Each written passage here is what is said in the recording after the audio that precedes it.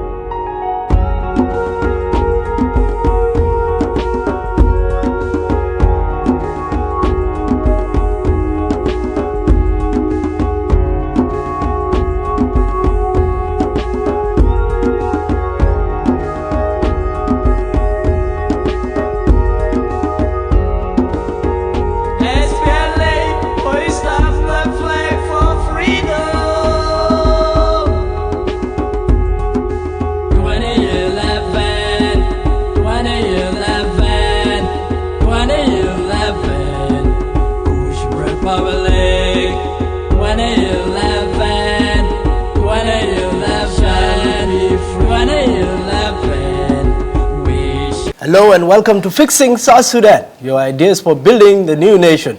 I am Adingor. This week on Fixing South Sudan, a discussion about the future of the ruling Sudan People Liberation Movement. What was the impact of the recent SPLM retreat in Lobonok on the journey towards SPLM reorganization and transformation? Can SPLM fix South Sudan, or has the sun set on this historical organization? And joining us for the show is the Deputy Chairman of the SPLM and Vice President of the Republic of South Sudan and a member of the defunct SPLA High Command, His Excellency Dr. James Wani Igga. It's a pleasure to welcome him to Fixing South Sudan for the first time. Welcome to the show. Yeah, okay. How are you? Thank you, fine. So let's talk about Lobonok, which is the site of the recent SPLM retreat. While Lobonok used to serve as an important logistical hub during the SPLA-SPLM liberation struggle, its choosing at this time was controversial for some people. They said, why Lobonok? Why not Torit? Why not Kapoita? Why not other places? So why Lobonok? Yeah, thank you very much, Comrade Mading. As a matter of fact, this is a very great opportunity to clarify more about the retreat, actually the historic retreat that we had made. As a matter of fact, it is the second retreat of the SPLM since 2007. The first retreat of the SPLM was in Yei.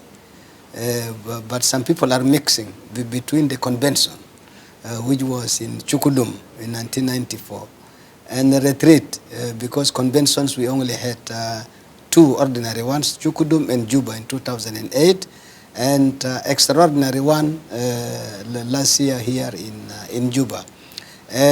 So this is the second retreat for the SPLM.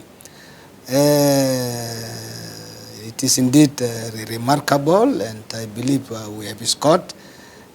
Coming to why we chose Lobonok in the first place, you have already mentioned part of this. Indeed, Lobonok is historic. It has served the movement for a very long time. This was the cross point in which our forces, equipment, and the logistics, they crossed to the Western Bank and also Eastern Bank and so on. But this is not enough for the choice. We had to compare about 5 big towns. We started with Juba itself. And number 2 was Yei. Number 3 was Meridi. Number 4 was Rumbek. And number 5 was Wow. After Wow, then came Malakal. So if we subtract Juba, really there are 6 rather than 5. You know, after comparing, we discovered that Juba will be eliminated, cannot enter into competition. This is why it's stuck on 5. Why? Because by definition, a retreat has to be outside the locality of residence. And so we are residing in Juba, and Juba cannot therefore qualify. So automatically it was not within the contesting locations. And then we came to Yei. Yei also is expensive, and given the current insecurity, it is expensive. You will have to fly. And so we would have gone to the other place where we had the first retreat of the SPLM in the first place, but it was not possible. Malakal, it was simply you have to rely on air, and we have a big number of our delegates. This was going to be too expensive for the party to do that rally. So we also knocked out Malakal, and Rumbek also was for the same reason. Really, we knocked out. We also knocked out Wow. Meridi, in fact, is supposed to be the alternative political school for the SPLM, and also it is expensive because you have to drive through a very long road, and the roads are really dilapidated so much, and then the alternative was going to be simply by air. So it falls back to the Malakal case of being expensive. In the end, Lobonok was chosen, and what was the opportunity that the retreat afforded the SPLM? Lobonok was chosen simply because it is so near. It takes you 1 hour and a half. For somebody going slowly, it's 2 hours. So you can go, if you like, come back the same day. If you want to sleep in Juba for the retreat. It was chosen, and also it is a very good climate, by the way. And it has water, and there is a modest electricity, by the way. They don't see a Lobonok like that. Because you are in retreat, you have to read at night and so on. And there are hotels. We have at least 3 hotels which accommodated our people, competing with the hotels in Juba. So these are some of the determinants of a retreat locality. So anyway, the key thing is what was achieved in Lobonok. What is achieved is great. We achieved a number of recommendations. You know, a retreat is like a think tank. It is not an organ of an organization. It is an amorphous body. Call it a think tank. So we have gone there to brainstorm, really, for the SPLM. And we explored almost all the areas surrounding the SPLM. And at the end, we came out with a number of recommendations, of course. These recommendations are going to be passed to the political bureau. And from the political bureau, this will be passed to the National Liberation Council. It will now be the National Liberation Council to earmark which body, which individual is to carry out the implementation. Or may even prefer some of the aspects, may be referred to the upcoming National Convention, which if recommended by the NLC, will be convened immediately. In brief, what was the substance of what you talked about? I know it will come out in due course, but what did you touch on? Well, I hope it will not be repeating myself, because we already recently made a communique through my deputy, Momolana Paul Mayom. And so it was really to cover the implementation of this agreement. We have to strategize for the implementation of this revitalized agreement, which is so important to the country. It is bringing peace to the country. How do we cement the peace? And who is to do what within the metrics and so on? And how can we meet the financial aspects of this rally? So all this really need a lot of stratagems, so to speak. And we also considered the Arusa, reunification of the SPLM. You know, last time when President Museveni came here, in this year somewhere in May, we were supposed to get reunified, but some of the players within the Arusa were away. For example, the FDs, the IO, the Dictoriax group, and so on. And Museveni said after 45 days, but now there are groups he has not yet met if they would be ready for the reunification. So we were exploring around this, that we will task our chairman to go and consult with Museveni, because also we cannot wait until the kingdom come for this reunification. Is reunification was done in Arusha and it was incorporated in the SPLM constitution. Are you saying it is still on the agenda? Oh yes, oh yes. We have not finalized the implementation itself of the Arusha. Yeah, so this is what actually we are looking for. We want the implementation.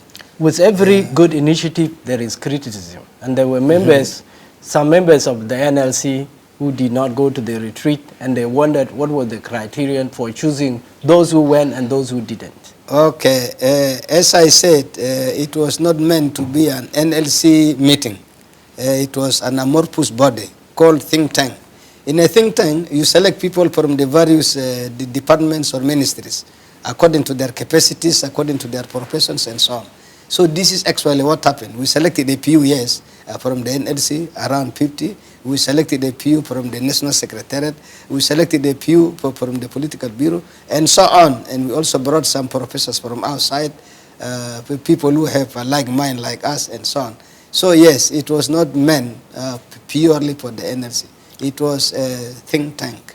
Lobonok generated a lot of excitement. People were now thinking of SPLM coming back to its old ways.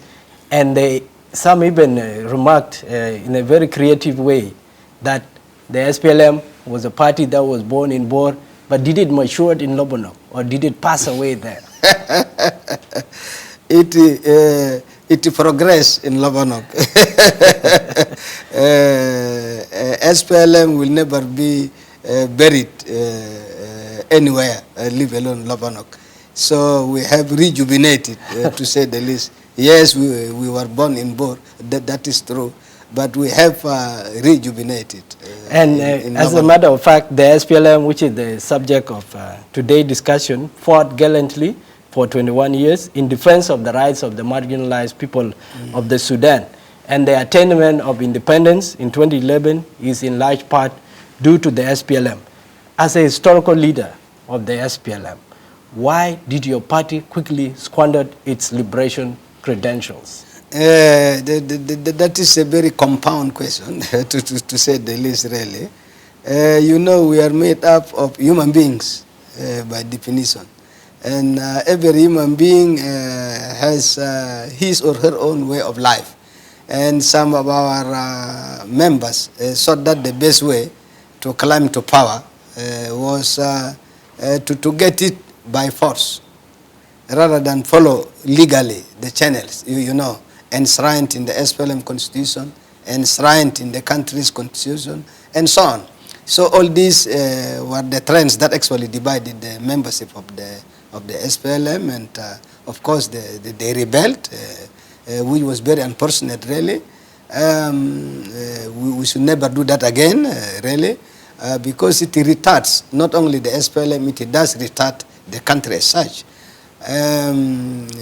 But I hope from the lessons learned now within these 5 years, in fact, of conflict, which has led to untold destruction of property and lives in the country, I really hope and pray that such individuals should never think again of conflict. But we should be cementing the peace. The conflict came so soon after the attainment of independence. Is it because you were ill-prepared to govern, or are you saying that power struggle overwhelmed your ability to govern? It is the combination of all this. We have to be honest. It is a combination of all this. Power is there, but also capacity in terms of, this is the first experience for South Sudan, by the way, to govern itself. And everybody think that you should only spend 2 days and another person also goes to govern, and so on. The only experience of South Sudan, so to speak, was in 1972 during Abel Aller and Joseph Lago. But this was just a regional government, just like any state government now. And so it is true, we don't have capacities. Really, we have weak institutions. This is true also in our ministries, in our departments, in our commissions, because everything comes as a result of retraining, as a result of experience. And so we do not have experience of running a government, really.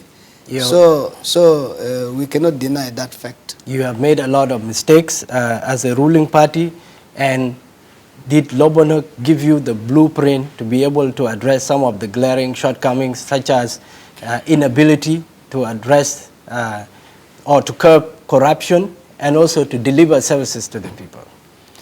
Yes, of course, really, mistakes are human in the first place. Mistakes are human. But the most important thing is not to lament about the mistakes. The most important thing, like a good footballer, is when you fall, which is a mistake, get up quickly and then begin to continue to chase the ball. This is what the SPLM is up to, and so we are going to combat all this management of our resources, which is actually spearheaded by corruption and nepotism in the first place. So among our recommendations, these are some of the most outstanding areas which we resolve to open altogether a new page and fight corruption. The people of South Sudan have lost confidence on the SPLM ability to deliver to the masses, and this is seen in the discussions of the national dialogue. People want change, and is the SPLM going to deliver that change? It would be premature to say the people of South Sudan have lost confidence. It is true there were mistakes, but the confidence will take you a referendum to find out. There was a referendum because the consultations took the committees of the national dialogue to many places in the country, with the exception of Akobo. So indeed there was a referendum, and the result of the referendum is that the SPLM has failed to govern. No, let me differ with you there a little. You see, what they were doing was consultation. We are going to crown this, you know, the counties where they have gone to, the states where they have gone to, these people of national dialogue. Then they will now soon convene regional conferences for the national dialogue. And we'll have a number of packages also. Even new elements will enter, you see. And then after that, we will now crown at the national level. So when we crown it at the national level, we will be able to see what was it finally accepted. And this is where you can say, out of this sample, we will call it a sample of our people, out of this sample, so much percentage says the government has failed, and or so much percentage says no, these are normal mistakes. We know that the government can learn, and so these percentages can only be correctly measured and come to the conclusion at the national level, rather than Akobo, or you mentioned just 2 or 3 states. This will not be enough. Sir, do you agree that the SPLM has fallen down in the path of governing, and that it needs to get up? I want to tell you that the SPLM has made mistakes like anybody, but has not failed. Let us separate between failing and making mistakes. Because even a doctor in the hospital can make mistakes. Even an engineer can make mistakes, but not necessarily having failed in the project.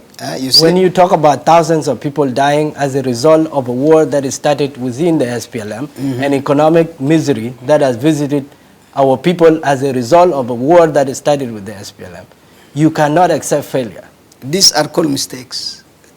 These are called mistakes. And how do we correct them? Which is precisely my point. How does the SPLM pick up the mantle that it obtained as a result of its good work during the struggle? Yeah, that one is a good question. You see, we have to first combat divisions amongst we South Sudanese. That is tribal divisions, first and foremost.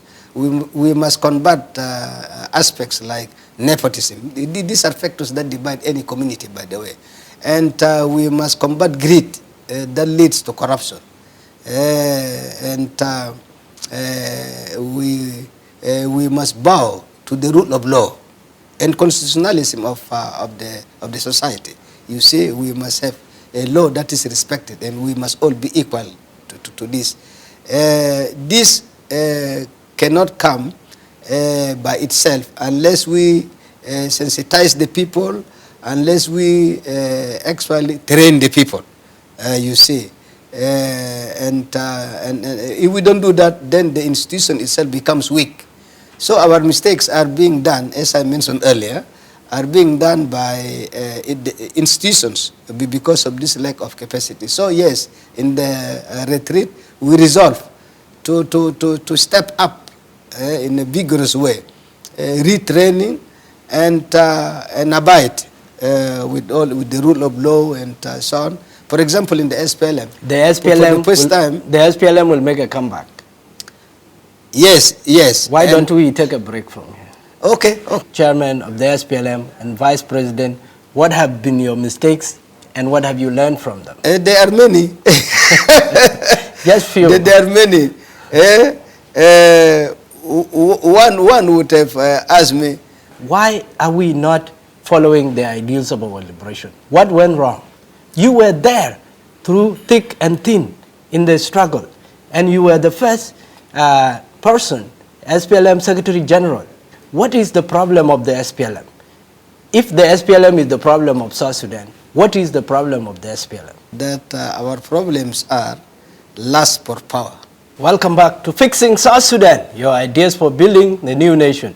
I am Adingor, and with us is His Excellency Dr. James Wani Igga Maring, the Deputy Chairman of the SPLM and the Vice President of the Republic of South Sudan. We speak about SPLM transformation. When we talk about transformation in the SPLM, at the center of it has to be a cohesive vision. And the SPLM, by and large, was defined by the vision of the new Sudan, which was this principle that Sudan will be transformed into a democratic country where its people are equal before the law and the resources are shared equitably. Does the SPLM still harbor the idea of the new Sudan, or does it have an alternative vision, or is it a visionless party? In terms of the needed reforms, yes, definitely. But let us separate now that Sudan, which was the whole Sudan, including South Sudan, from the now South Sudan. And if you are talking in the context of South Sudan, yes, we are going to call it new. In terms of, first, the country really is new as a starting point. And also we are inventing principles in our constitution, in our manifesto, and even the programs that we have in our manifesto, and so on. And all that we are trying to evaluate from time to time, like in the retreat and the rest, is to lead us really to a new, modernized party. And with a modernized party, standardized, then we can also lead to a developed country, and at the end of the day to prosperity and happiness in the country. It's not so easy to reach prosperity. The South Sudan of today is a very unequal society. It's a society that is witnessing a lot of injustice. We fought against centralization. We are doing that. Why are we not following the ideals of our liberation? What went wrong? You were there through thick and thin in the struggle, and you were the first person, SPLM Secretary General. You know so much about this party. What is the problem of the SPLM? If the SPLM is the problem of South Sudan, what is the problem of the SPLM?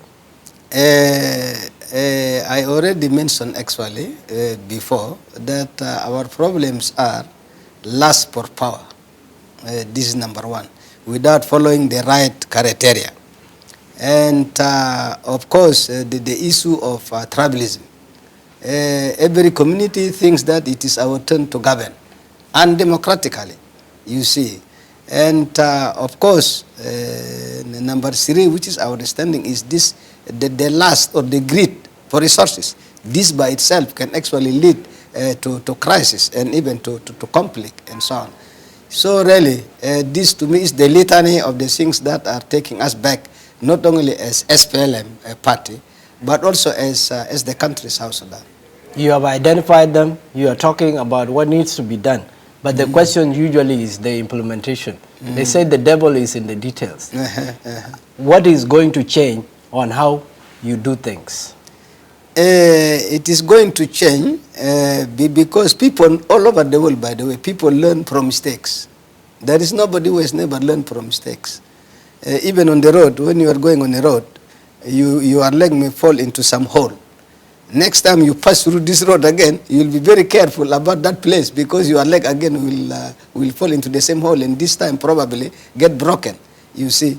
So we've learned from mistakes, and with these mistakes, I believe very strongly, and from the spirit of the retreat and so on, I believe we are definitely going to have a real reform within the party, which will lead to dramatic reforms in the country's institutions. In this show, we speak of fixing South Sudan. Can South Sudan be fixed?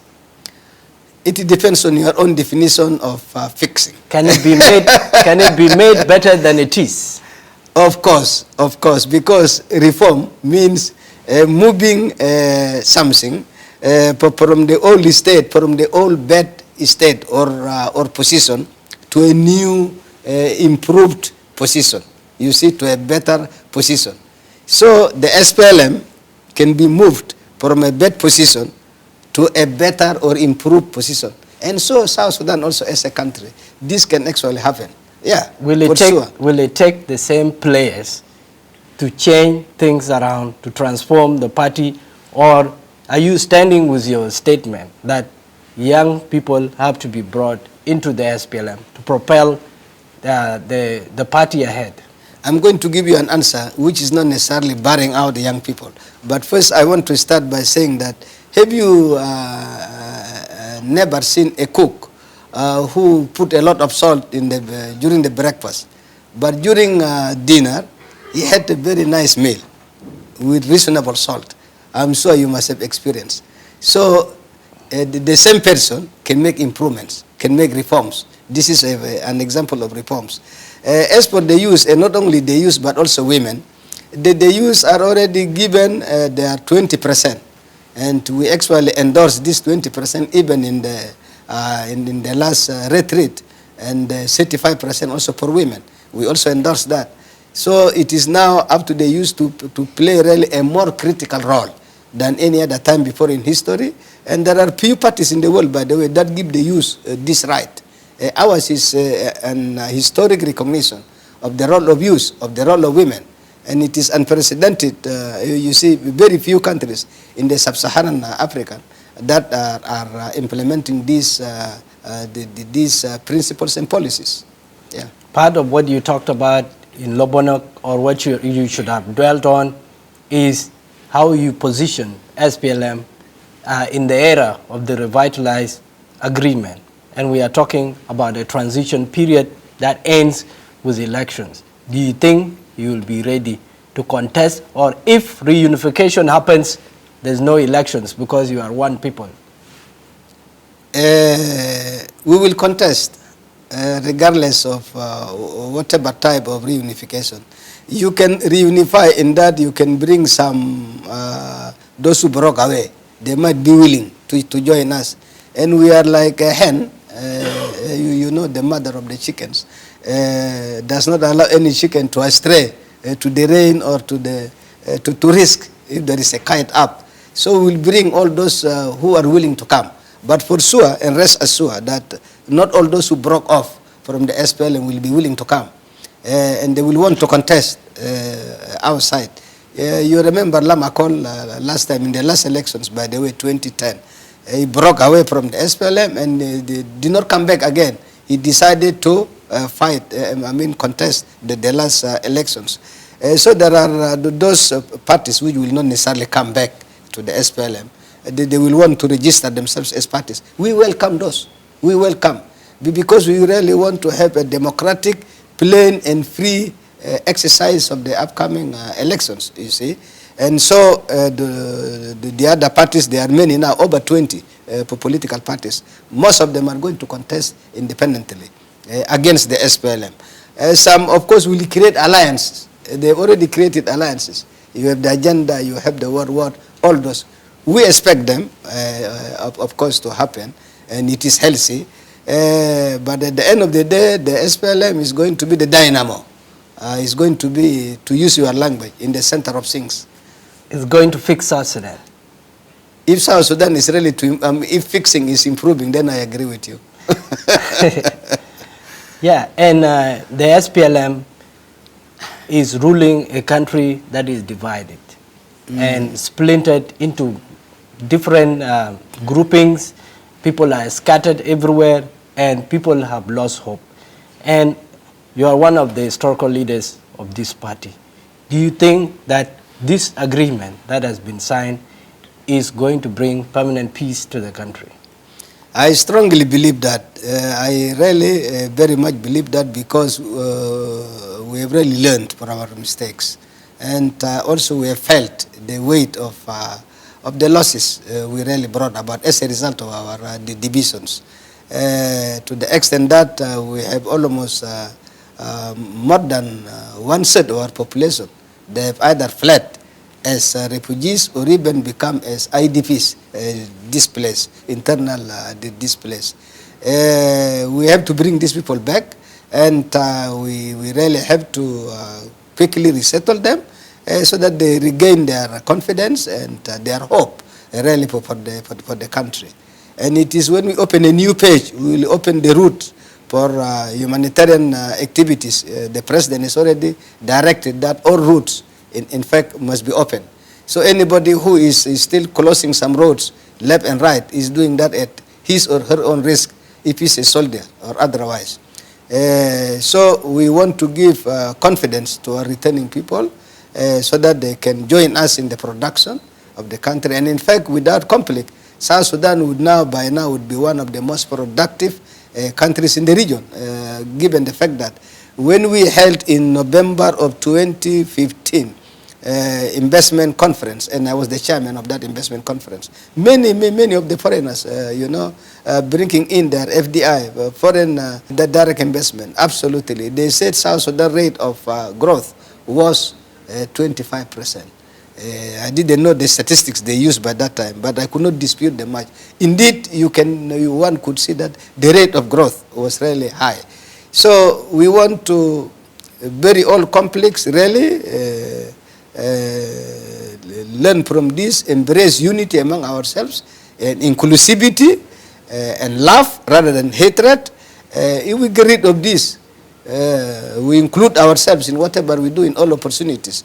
We develop love rather than hating one another for no apparent reason, maybe just for the reason of coming from a different community or clan or even family, and so on.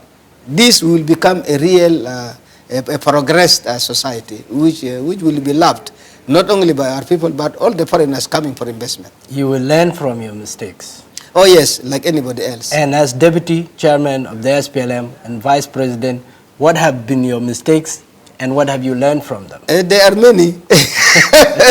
Just few. There are many.